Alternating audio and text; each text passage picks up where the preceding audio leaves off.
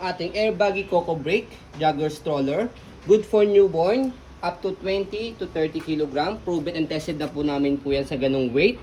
Okay, ito po nire-recommend po namin for big kids. Okay, so already washed na po siya and ready to use. Meron na rin po siyang kasamang extra pad or cushion pad, and then 1 pieces bag hook.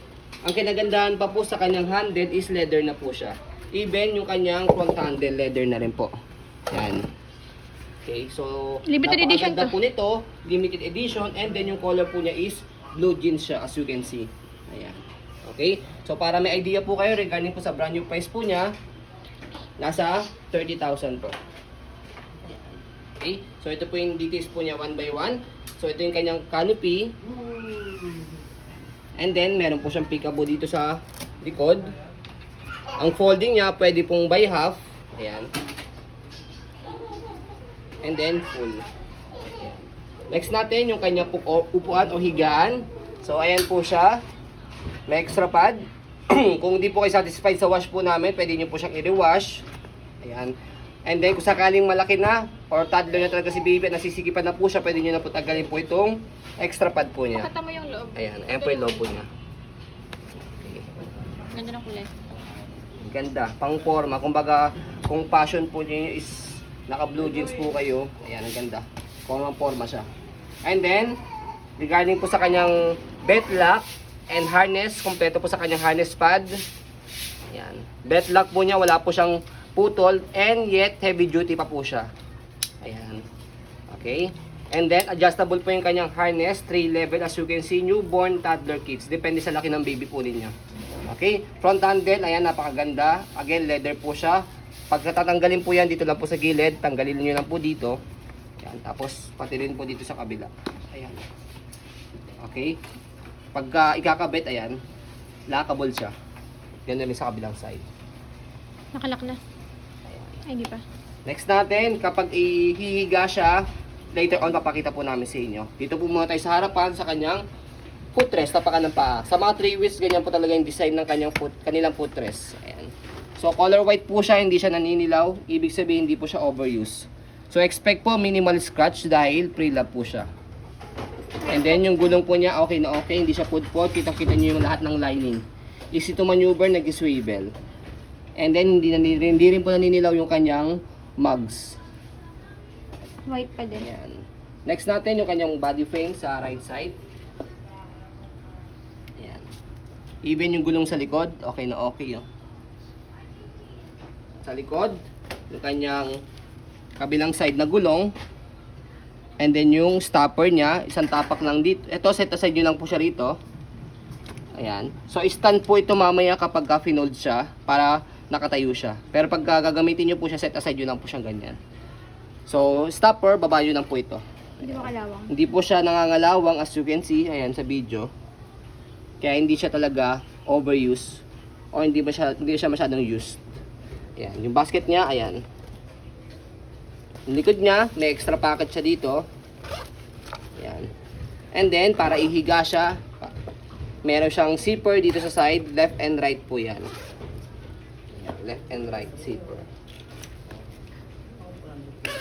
And then, dahil jogger stroller po siya, meron na rin po siyang lagayan po dito ng tumbler. Ayan. Leather din siya. Ang ganda. Pang forma na pa-forma talaga. Okay. So, ayan po yung left side, the body frame. Pero hindi naman scratch. Yung nakita nyo lang na white. Pinapala namin. And then, ganyan po siya kapag nakaiga. Ayan. As you can see, malapad siya. Nalagyan mo sa And then, mahaba. Nakaiga siya rito. Andito yung tuhod niya. Pag mahaba, malaki-laki na si baby. And then, yung paa niya. Ayan.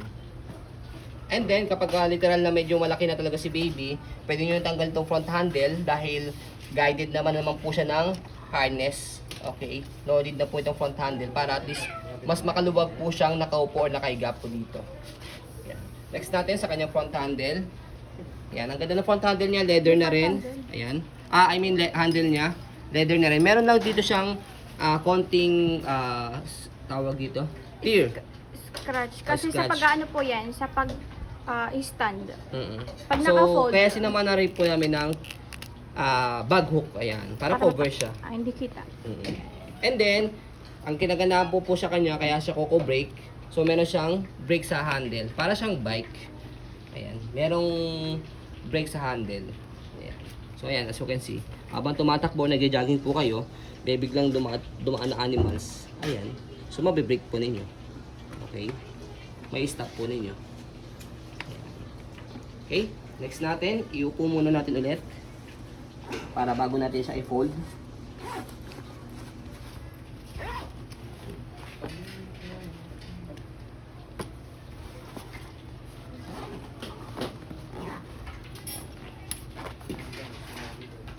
Okay?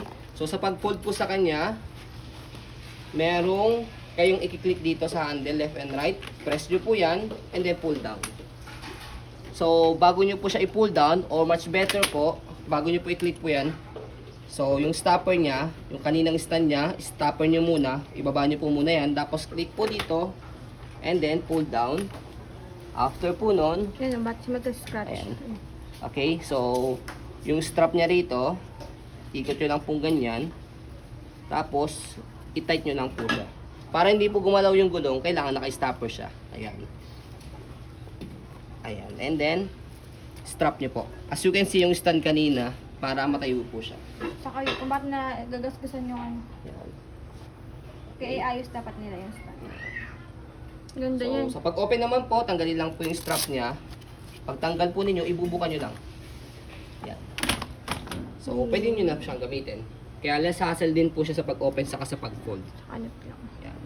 And then, regarding po sa additional information po, regarding po sa kanyang canopy, ayan, as you can see sa video, meron lang po siyang sobrang slightly Hindi faded. mahalata.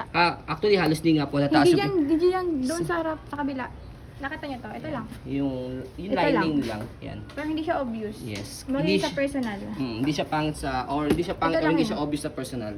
Parang Kaya as- nag-purple. yan. Kaya as you can see sa video, ayun, hindi siya masyado talagang halata. iPhone na yan. Walang filter yan ah. Mm. Original video po yan. I mean, wala po yung filter. So, ayun po, as you can see, very details po kami sa aming pong pag-video kasi kami siya policy, no refund to exchange, what you see is what you get. So, yun po, maraming salamat. Have a nice day and God bless po.